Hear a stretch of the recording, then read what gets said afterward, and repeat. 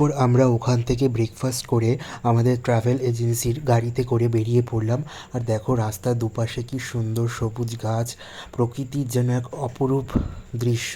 তারপরে এই যে দেখো চায়ের বাগান দেখতে দেখতে আমরা চলেছি, কতটা সুন্দর লাগছে। আর ওই যে দেখো পাহাড় কতটা উঁচুতে, আমরা ওখানেই যাব। তো এই যে দেখো আস্তে আস্তে উঠছে।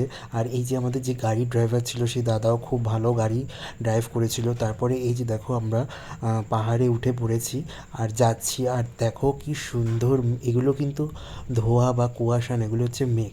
তারপরে কিছু দূর গিয়ে আমাদের খুব খিদে পেয়ে গিয়েছিল, তো আমরা একটা হোটেলে ওখানে দাঁড়িয়েছিলাম, ওখানে বসে আমরা একটু খাবার খেয়ে নিয়েছিলাম, মানে দুপুরের লাঞ্চই বলা চলে, কারণ আমাদের অনেকটাই লেট হয়ে গিয়েছিলো পৌঁছতে পৌঁছতে।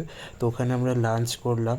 তো আমরা প্রথমে অর্ডার করেছিলাম দার্জিলিং গিয়েছি আর মোমো খাবো না, আর এখানে দেখো 8 পিস মোমো নিয়েছিল, তাও চিকেন মাত্র 50 টাকা। আর তার সাথে চাটনিটা দারুণ ছিল। আর যতই হোক বাঙালি বলে কথা, আমাদের মধ্যাহ্নভোজনে ভাত ছাড়া হয় না। তো একটা ভেজ থালি নিয়েছিলাম, সয়াবিন আরও ভাজা, ডাল, পাঁপড় ভাজা সব ছিল। তারপর ওখান থেকে আমরা খাওয়া দাওয়া সেরে এই যে দেখো বেরিয়ে পড়েছি।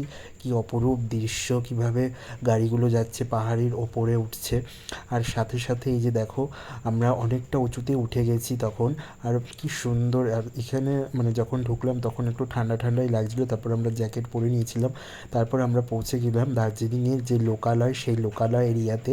কি সুন্দর বাড়িগুলো, ছোটোর মধ্যে দোতলা তিনতলা, কি ভালো লাগছে দেখতে।